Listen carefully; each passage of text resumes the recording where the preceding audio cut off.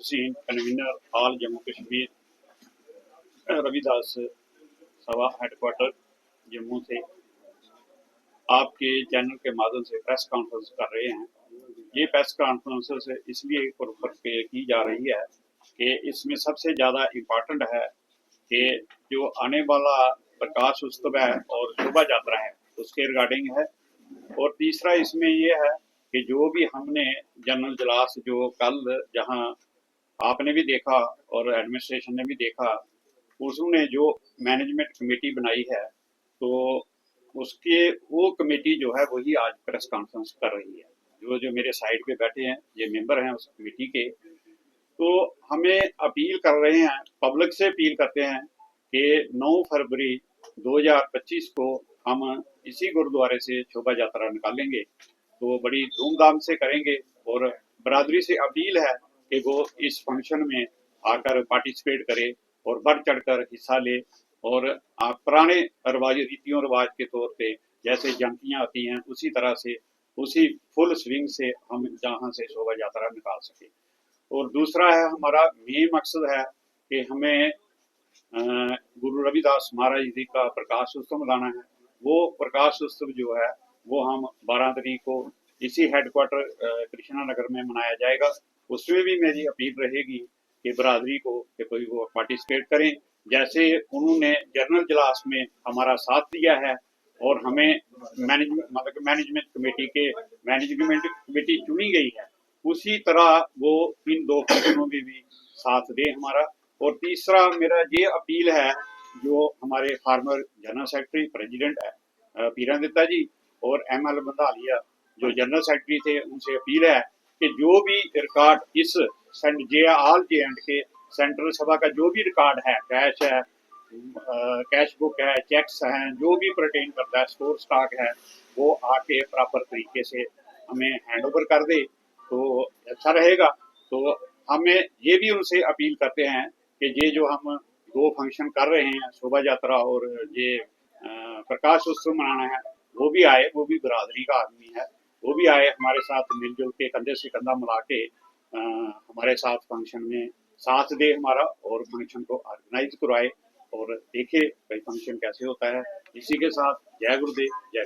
काफी लंबे समय से और ये इसका कोई टाइम पीरियड रखा भी है आप लोगों ने? हाँ, इसका ये भी बड़े अफसोस से कहना पड़ता है कि हमें खुद ही हमने उसको 2015 में हमने थ्रू बैलेट पेपर से उनको इलेक्ट किया था जनरल सेक्रेटरी और उसको भी, और इसका पीरियड था 2 साल का। और 2 साल के बाद मतलब 2 साल भी उसने पूरा अपने तरीके से चलाया, लेकिन 2 साल होने से पहले ही उसने जनरल सेक्रेटरी को निकाल दिया और केसों में पड़ गए और खींच के अब वो 24 तक ले आया। और 24 तक ले आने की वजह यही हुई कि आज हमें ये इतना बड़ा मतलब है जनरल इजलास बुलाना पड़ा। इसी के कारण जनरल इजलास बनाना पड़ा। हमने बीच में 2022 में भी हमने उसको कहा था कि भाई आप इलेक्शन करवाओ, लेकिन वो इलेक्शन करवाता नहीं था। बहुत बार हम भी आए, 3-4 साथी आते थे, कई बार भी आए, नहीं उन्होंने करवाई इलेक्शन। और इसके वजह बरादरी से पूछ के, और ये स्टेप जो है ये हम 3-4 बंदों ने नहीं लिया है, ये स्टेप जो है ये बरादरी का स्टेप है और बरादरी की प्रेजेंस में हुआ है ये सभी कुछ।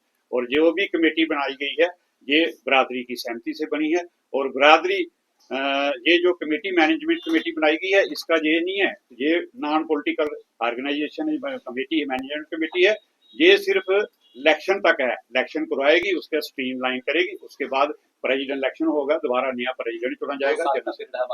हाँ जी, 2 साल का पीरियड का इलेक्शन का जो पीरियड है ना वो प्रेसिडेंट और जनरल सेक्रेटरी का 2 साल का है, एज पर अवर जो हमारा ओल्ड कॉन्स्टिट्यूशन है, रविदास सभा का कॉन्स्टिट्यूशन है, उसी के तहत जो भी हुआ है, जनरल इजलास भी उसी के तहत बुलाया गया है और जो मेंबर भी चुने गए हैं वे भी उस कॉन्स्टिट्यूशन के तहत ही चुने गए हैं। कोई ऐसी बॉडी बनाई गई है जो कल को फिर दोबारा से कोई उठ के दोबारा केस ना कर दे, जैसे आप प्रेसिडेंट में कल को आप अगर कर दें कि मैं भी केस करना चाहता हूँ? सर नेवर वही इसी चीज को तो हमने स्ट्रीमलाइन करना है। भाई ऐसा क्यों हो रहा है? कन्वीनर बनेगा, कन्वीनर मैं तो कन्वीनर हूँ, कन्वीनर का काम होता है मतलब कि इलेक्शन को ऑर्गेनाइज कराना, मतलब हम इलेक्शन करवाएंगे। हाँ, इलेक्शन करवाएंगे सर। और इसका एक छोटा सा जो कॉन्स्टिट्यूशनल प्रोविजन है, ये जो अडॉक कमेटी बनी है, कल जिसका निर्माण हुआ, आज हम आपके सामने हैं, ये जो एडहॉक कमेटी है, एक तो पहले ये शोभा यात्रा और जन्मदिन की सेलिब्रेशन करेगी। दूसरा इसका काम जो प्राइम काम है वो इलेक्शन बोर्ड कॉन्स्टिट्यूट करना है, क्योंकि रजिस्टर्ड बॉडी है हमारी। हम इलेक्शन बोर्ड कॉन्स्टिट्यूट करेंगे। इलेक्शन बोर्ड कॉन्स्टिट्यूट करने के बाद इलेक्शन का प्रोसेस वो इलेक्शन बोर्ड आगे चलाएगा। और हमारे यहाँ इलेक्शन का जो प्रोसीजर है, मैं मीडिया कर्मी को बताना चाहूंगा, यहाँ बैलेट पेपर से इलेक्शन होगी। पहले मेंबरशिप बनेगी, मेंबरशिप हो जाने के बाद एक वोटर लिस्ट तैयार होगी, फिर इलेक्शन नोटिफिकेशन निकलेगी।